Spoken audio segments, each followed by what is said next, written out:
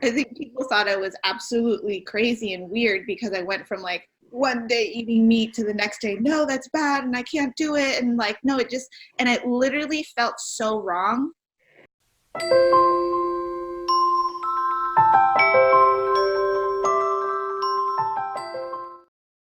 Hello friends, this is Anne from the Bible Diet, which is a ministry to help people come closer to God and achieve a better health.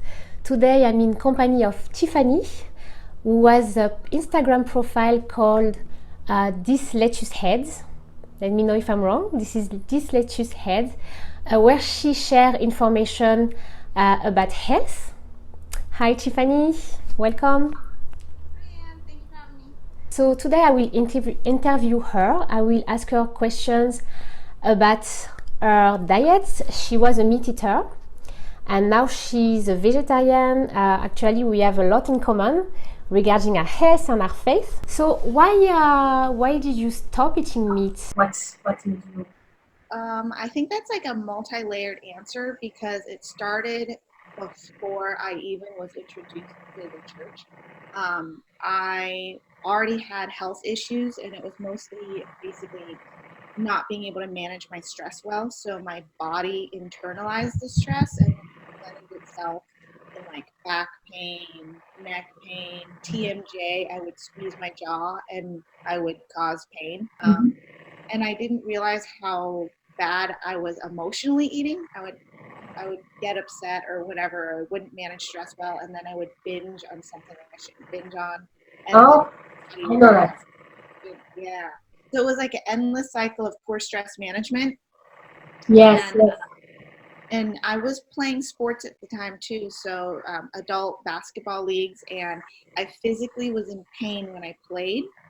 So I eventually stopped playing because I was in pain. And like turning my neck was hard because my neck was in pain too. So if I turned real fast, I could pull something. So it was just all bad. Um, I started eating healthier here and there, and then I felt better. So I just started moving that way. And then the second layer was besides the health issues and the stress, I ended up realizing that like a lot of things that we eat are bad for us. Like MSG is a very popular ingredient used in Asian cooking. So after I realized that that also causes cancer, I'd have to like pound my don't have that. You don't need that. Like just use this or they thought I was weird and crazy. But the more I learned about what goes into my food, the farming process, as well as the religious aspect of a healthy diet, both like if you think about Jewish culture, um, they eat kosher, so certain things they won't eat like pork or seafood, certain seafood. Things have to be blessed, and they have to take care of the animal before they sacrifice it as a food. So I think the more we respect what how we handle things, as well as the way we cook it and put it into our body, all it's doing is nourishing us. So at the end of the day, God just wants us to be the healthiest, happiest beings we can be, and not may include our food choices. He does give us freedom of choice. So you could choose to eat the pork, you could choose to eat whatever it is. But just know that if you eat XYZ and it's not so good for you, it's going to equate to poor health. If you eat this and it's good for you, then you might have better health. Like you just, it's your choice, and the responsibility of health is on ourselves. Okay, okay, very interesting. Again, I learned that we have a lot in common. Yeah, I changed my diet as well because of some health issues and also because of, I learned what the Bible taught about it. So yeah, this is very, very interesting. Um, so how long? So now you are a vegetarian, 100%? Or I was when I like realized all these bad things, I went like cold turkey into veganism, and then that wasn't super sustainable for me because I didn't um, tape myself to be ready for that lifestyle. So it's a process, and casein and dairy products and other food additives are very addictive. And it's almost like unavoidable, like when you're out in a public setting or even at a church potluck. That's even a bad place too sometimes because you don't know what the person put in it. Sometimes the foods aren't labeled, so then you end up accidentally eating something, or the person that made it sat next to you and they're watching you eat their food, so you eat it out of politeness. um, but I am a vegetarian right now, and I've been pushing myself to try to go vegan. And I think it really helps when you have a community like Anne, for example. It's very helpful to have people like Anne or Sam from Voice Mode or other vegetarian and vegan influencers that like encourage you to do better. And it's not do better like for whatever agenda that they have, but just like they want you to be your healthiest. So it's like encouragement from other influencers, as well as I have my brother. My brother doesn't think that I'm super weird, so he'll encourage my vegetarian or vegan lifestyle. So that makes it easy, except for like, let's say in my physical household, if my brother comes home with something naughty, it doesn't help me that he has it in my physical presence. I don't go buy it. Like I will avoid it for a reason. So it is helpful if you have a supportive environment. Yes, yes, it's very helpful. It's true. Different for your household because you're in charge of making the food. Yeah, for me it's difficult as well. I mean, it's less difficult. It was when I became a vegetarian. So I ate meat less and less over time. But one morning, that was it. I told myself, I think the Holy Spirit really talked to me, and I told myself, okay, I'm not going to eat meat anymore, and that was it. I didn't eat meat from this day. But my husband ate meat, and he still does, and he's changing little by little. But we try to work it out, and I don't judge him. He don't judges me. He don't judge me. I just share some information with him, and I pray also because I know that it's not a sin to eat the clean meat, but in the world we live in today, it's really unhealthy. It's terrible. But yeah, the environment and the people that are around you can influence indeed what you eat. And I am transitioning to vegan as well, which is not easy because, like you say, all the milk product and the eggs is almost everywhere. So it takes time. It takes time. That's I'm curious if you've heard of like the studies of like the Mediterranean diet. Oh yes, I know. Yeah, I'm from the in English, Mediterranean. Yes. yes, And that means you guys eat a lot of fish, right? Yes, with fish. Yeah, with fish. Yeah.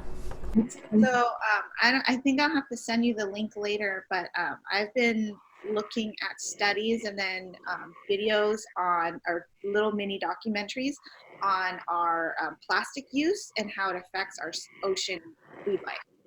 So the plastics takes a long time to break down, but eventually they break down into like microplastics. And this is ingested by large fish as well as small little fish. So like everything from like sardines, which are small, up to like salmons and such like that, or like bigger, are eating these plastics. And biopsies, samples of plastic or meat, flesh of fish, they're starting to see that it's starting to be digested and in the flesh of the fish. Wow. You know what? I didn't even know about this. I knew about mercury and other things, but I didn't even know about that. You see? Ah, wow. It's like our environment; it just changes so fast. Yeah. So it's like if my husband likes to eat fish, so if he eats what they call wild caught fish, it's basically it can be bad as well. Yeah. So I mean, and I think that's another hurdle that we have to jump through is like researching what our safe foods are. 'Cause yeah. that's kind of hard. And I don't know. Are you originally from France? Yes.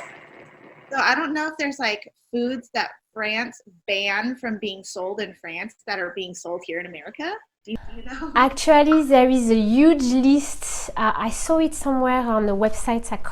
I'll try to find it. There is a huge list of chemicals and components that are forbidden in Europe in general, and that are allowed in USA.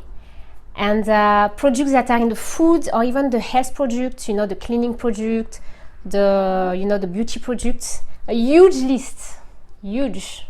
Yeah, I try to find it. Oh, so how did you feel? So you say that you went cold turkey from a from a non-vegetarian diet to a vegan diet. So just by curiosity, how did you feel the first days when you changed this diet? Be honest, even if it's negative, just. The first day was different from like a month later. Yeah. Because the first day I was very like gung-ho about it. I was very adamant. I was very like moved and motivated to do so. So I had no qualms at the time that I did it. I think people thought I was absolutely crazy and weird because I went from like one day eating meat to the next day, no, that's bad and I can't do it. And like, no, and it literally felt so wrong, like both for my physiology, as well as like because I physically felt the difference. I wasn't. I became regulated, so like I had a regular pattern, and I knew when I needed to and like what felt good. I was doing oatmeal or like fruit and veggie smoothies with oats in it to kind of fill me up, Okay. and that's what I do with every morning, and that actually like gave me a lot of energy, like a lot of fast fuel. Because I think when people think about carbohydrates, they think that carbohydrates are bad for you. The carbohydrates that are bad is like white bread, is like refined grains, it's like cereal, versus getting my carbs from fruits and vegetables. When I drank that, I was fueled all day. I was regulated. My weight I actually lost weight. So I got like, I shrunk during that time period. And if I had enough smoothies, so I wouldn't have like a small dinky size. I'd have like the kahuna, like, we sometimes go to the movie theater. So we have like those big movie cups. So they're like kind of fat on the bottom and then they're huge on top. So I drink an entire thing until lunchtime. And then I would eat my lunch and I'd have my tub of fruit and vegetables to hold me over till I got home. So that actually worked very well for me. So you didn't feel any tiredness? You didn't feel a bit weak the first days? Did you? I think I was running. I don't know if you had a different reaction, but perhaps it was my mental state that I was adrenaline. Yeah. Yeah. Oh, wow. Yeah, me. So I ate meat. I ate less meat gradually, but in one day, like I said, that I stopped eating meat. So the first days, but I would say maybe 2 days, no more. I felt a little bit tired, but right after, I think the body needs. If you change your habits, all of a sudden your body needs to adjust. So I think it's a normal process to feel a bit tired if you change your diet, and once your body is used to it. So for me, after that, I felt so much more energy, and I lost a lot of, and I was eating a lot. I was eating a lot of plant-based food, and like you say, oat as well. And I lost a lot of weight, all the extra pounds that I had when I was pregnant. My 2 pregnancies, I lost this weight, and I lost so much weight. I was scared to continue losing weight. I didn't want to be too skinny. But no, actually, I think my weight stabilized at the good weight. So I didn't lose any more weight, which is great. This is very good. And also I work out, and I was scared to not have enough nutrients and protein for my workout. I was scared of becoming more and more skinny. But no, actually, you gotta get informed, in what food can provide enough protein and things like that.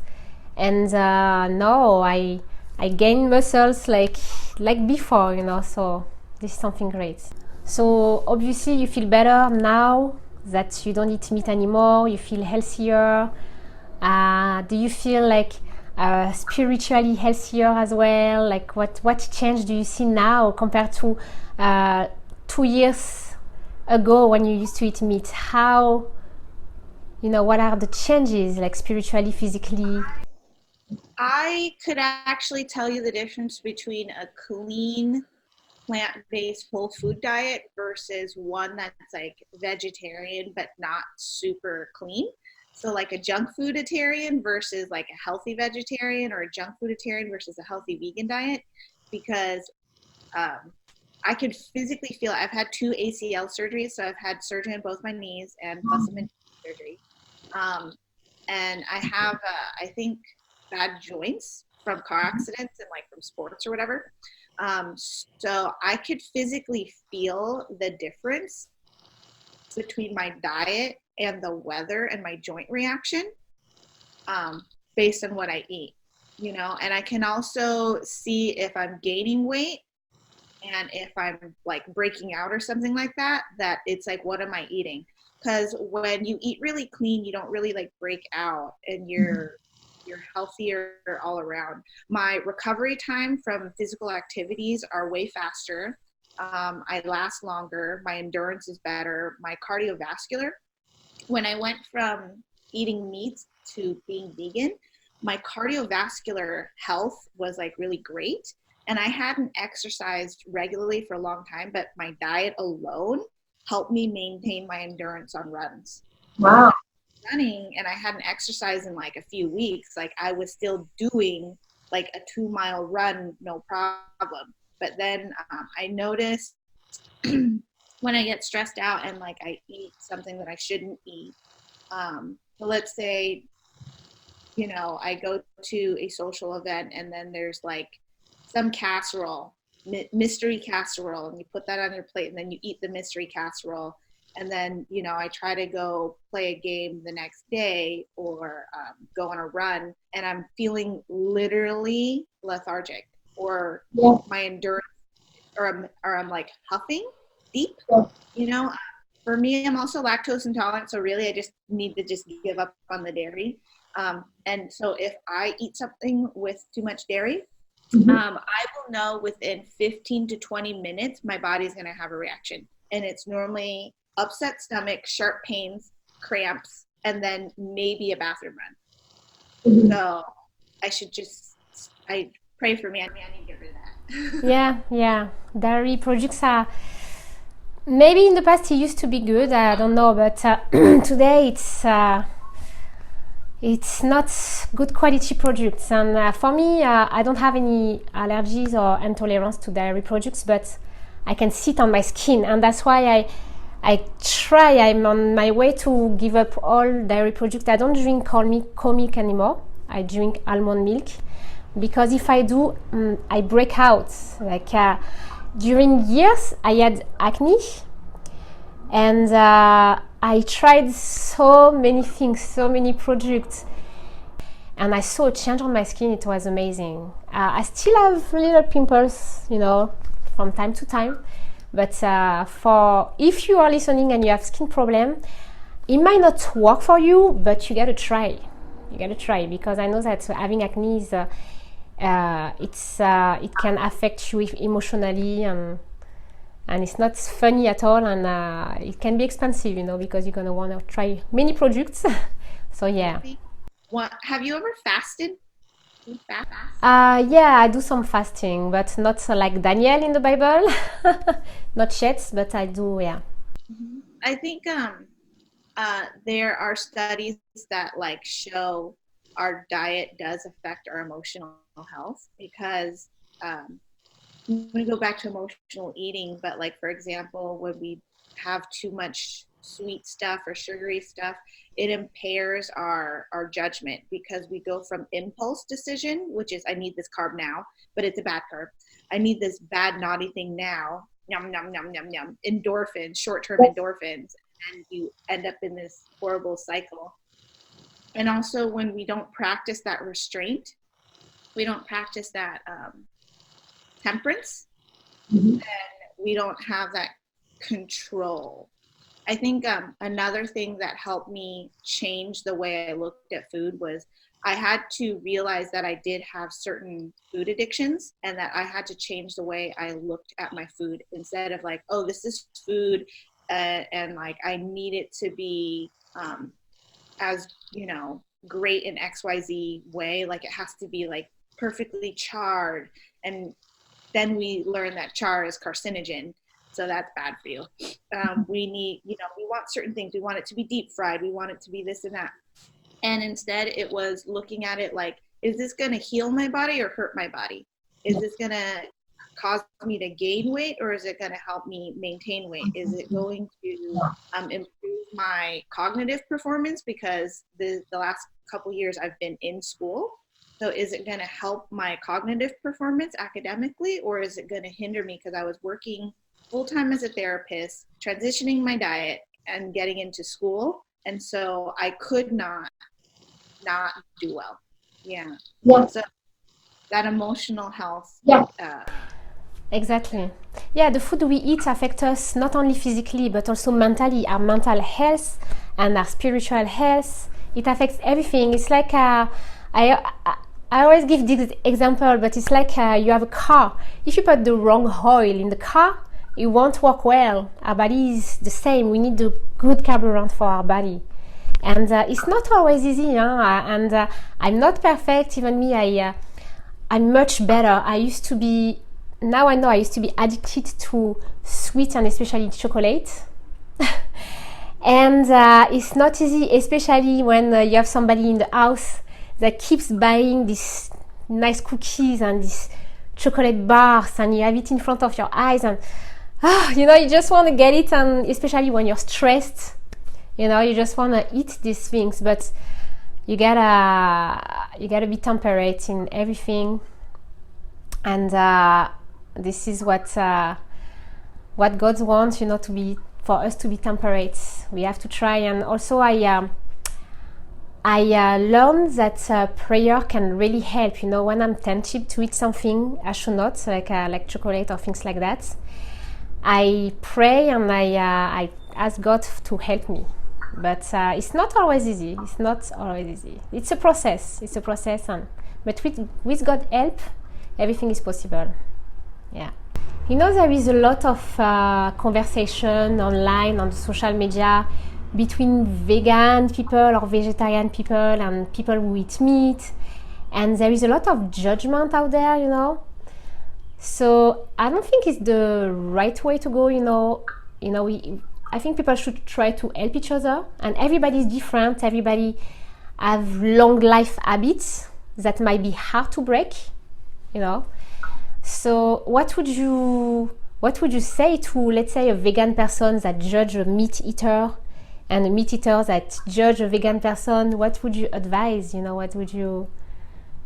I think this is actually initially kind of hard for me because when I first decided to go plant-based, I did carry a lot of judgment with me, but it wasn't judgment because I was trying to judge the person. It was more like I knew a truth that I wanted to share with other people, and it was so clear and transparent, the health benefits, that I was very confused and baffled why someone else doesn't want to hear the truth or doesn't want to practice the truth.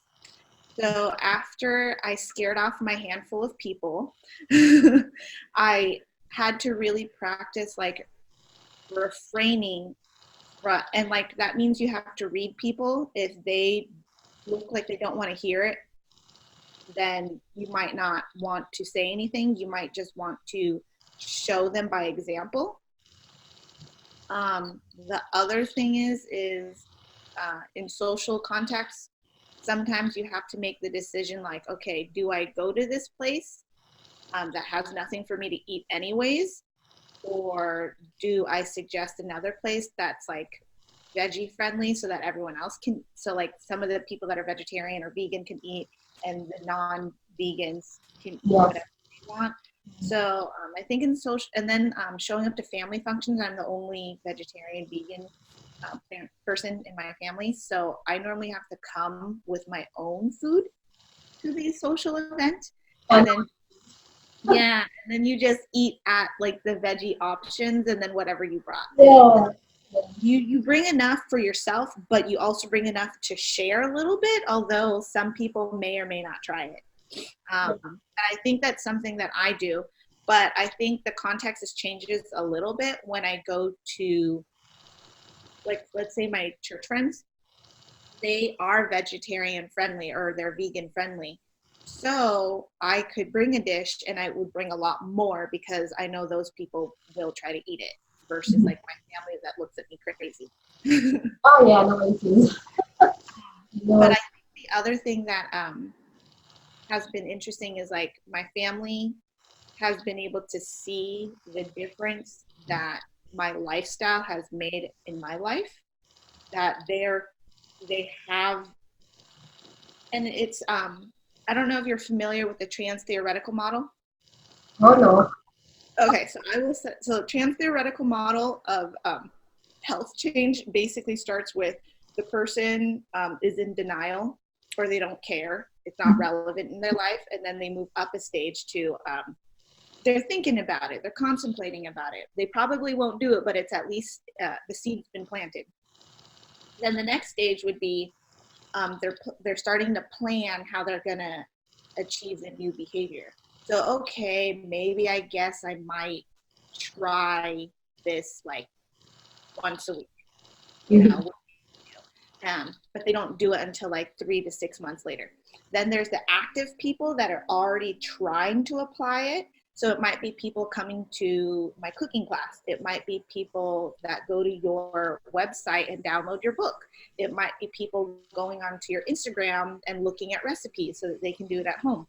And then there's the people that are already doing it and around the community and have a support system that are maintaining the lifestyle and the new healthier lifestyle. Yeah. But in this cycle, it's actually a loop. So at any point, someone could fall off. So they could need, they'll relapse into some old behavior, and they're going to need to get back in the loop. Yeah. So I think that's the thing. So people have noticed the change. Sometimes we fall off and we have to just give encouragement the whole entire way. So I sometimes also look for that gap where people are curious, and that's when I can say something. But if they're in rejection mode, there's no way that you can talk to them and have them listen with an open mind. If they're already rigid and you try to talk to them, that's not going to be very helpful. Yeah, exactly. I think everybody has different judgments. Some people are more open. And I found that the people who were the closest to us, like our family member, our parents, for example, they are the ones that are the most difficult to talk to when we talk about a change. It's so hard. But so before I became a vegetarian, one of my good friends became a vegan. Yeah, I think she became vegan right away. And I used to, like a few years ago, I used to judge vegan people. I used to say, oh, but it's a trend. Oh, they're gonna lack nutrients. They're gonna become sick.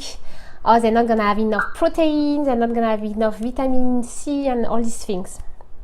So you see, I used to be a judgmental person.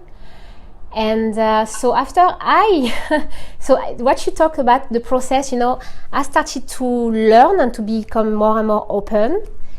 And so I think it's a process. But if somebody doesn't want to hear at all, I think we should not push them into it. And also I found out that prayers help a lot. Prayers can really help into someone being more open to something. So it really helps. But also, I would say also that if someone is vegan, I don't think it's a good idea to judge the person.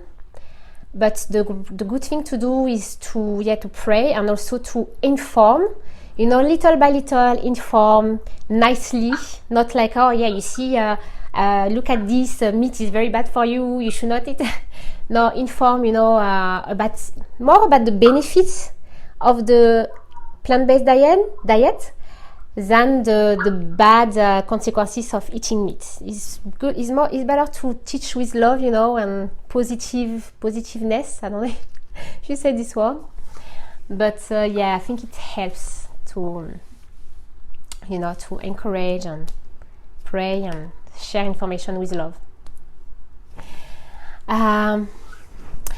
So I'm curious to know also. So you said that you change your diet because of several reasons, and one of them is because of you learn about biblical teachings, and you saw that the clean meat laws and things like that is still valid to us today. So I have a question now about regarding your faith.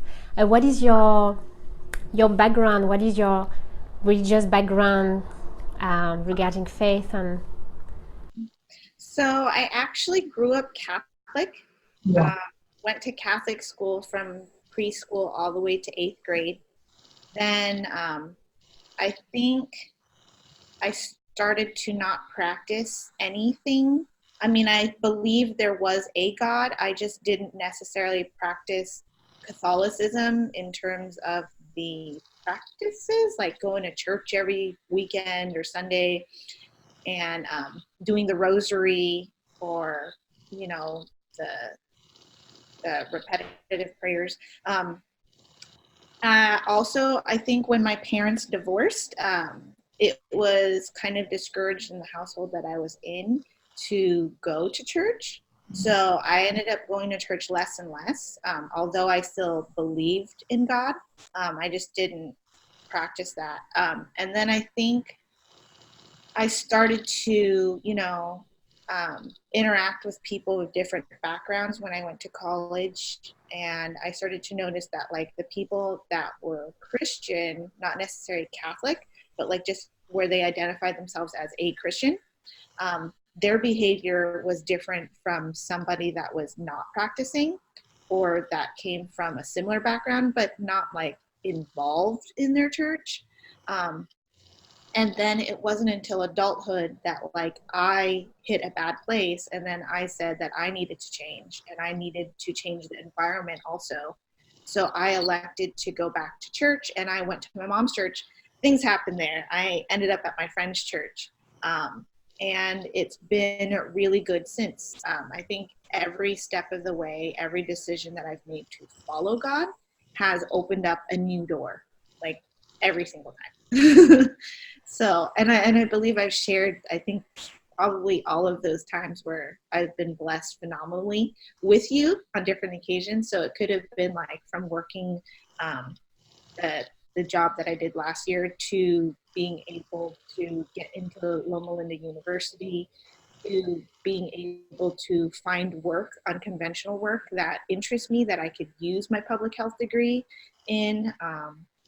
So very excited. all right, okay, that's very interesting. I know the background that you have. I know about it because I was the same as well.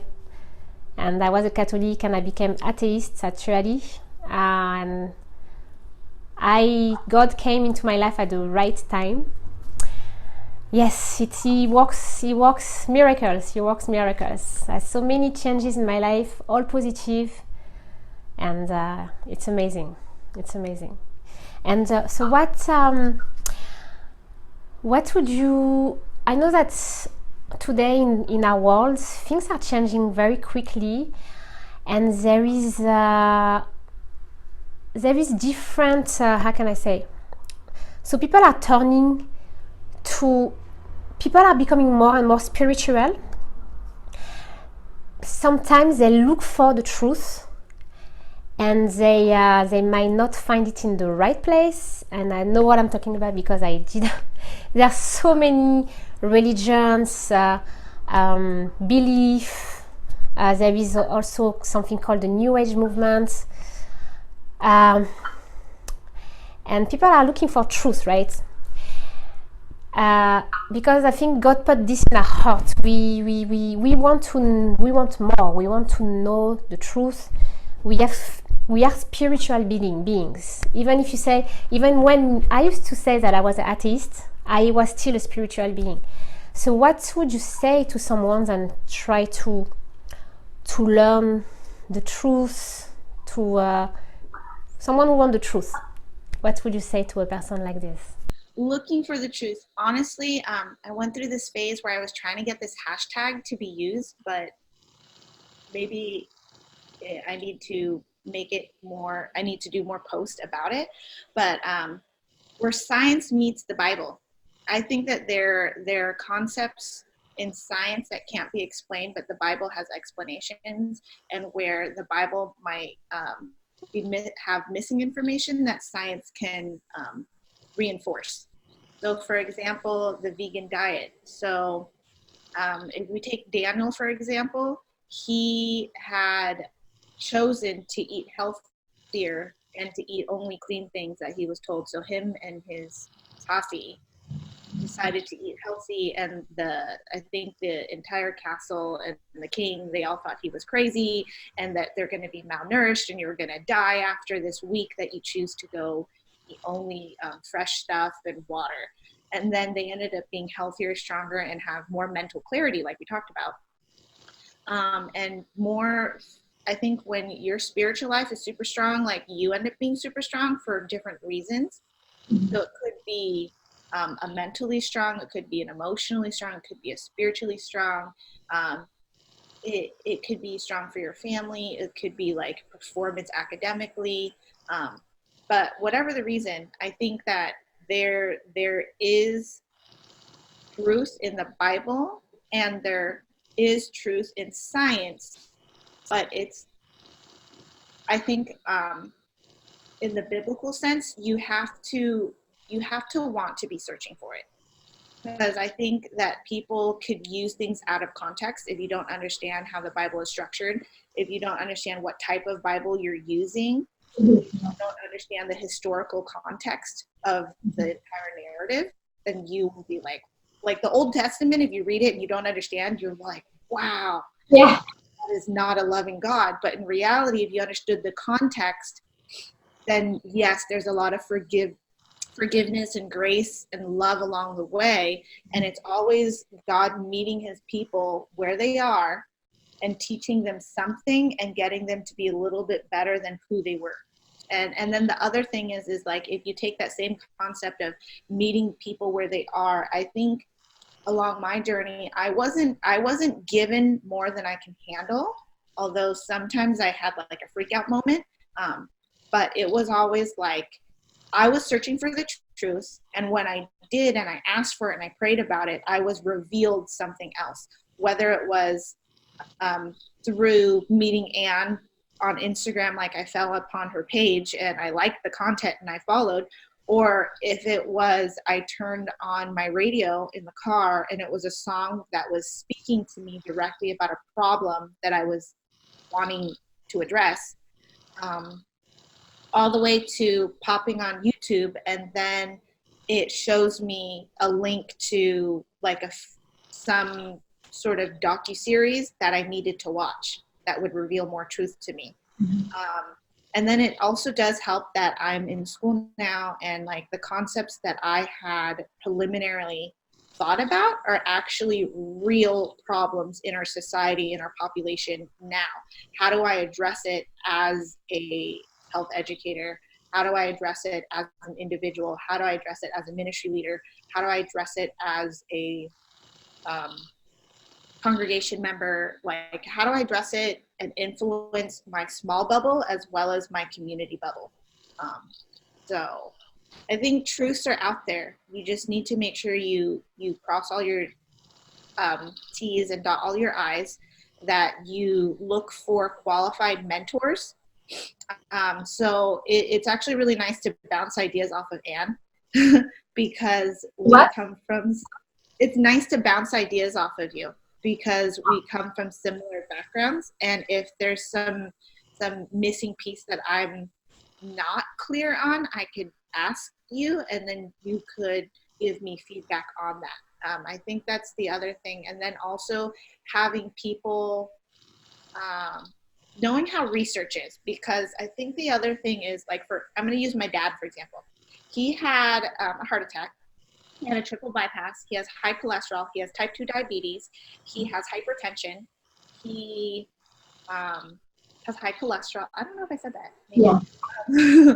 But he has a lot of health issues. And he doesn't believe that his diet is as closely tied with his health issues as they are. And as he also doesn't understand that his stress is also directly tied to that. So I would find a research article or several research articles that say, avoid XYZ. It's not good for you, especially if you have these health conditions. Mm-hmm. And I could show him peer review articles that reinforce, like the Adventist Health Study, the China Study, the Mediterranean Diet. I could name him all these things and show him videos, but he was not ready for the truth. He wanted to live in his world, and he wants to still have his red meat. He wants to still have his octopus or shrimp or whatever it is that he wants. So he actually went out and searched for things that would disprove me, but I think that the difference is it peer reviewed? Where are the sources? Are the sources valid? Who's the funder? Because that could be a trick too, is like, oh, the dairy industry funded this research on the benefits of dairy lactate. Like, you know what I mean? So I think those are other things that you might want, like a mentor for, or to actually physically study up on, is like, how do I look up valid research? How do I know it's valid? Because you can say willy-nilly, and there's a bunch of junk on YouTube too. Oh, yes. You gotta be careful what you gonna believe. You gotta look at the facts, the proofs, and not the theories. Because there are so many theories out there. I used to believe many theories, actually. Like I used to believe that we come from monkeys and things like that. But we can't force it on people, but the people who really want to know the truth have to research. We have to research for ourselves. It's good to listen to others. There are so many good resources out there, but it's good to search for ourselves also, so that we are not going into something that is not true. And yeah, it's like for the Bible, there are so many scientific facts that prove the Bible is true, historic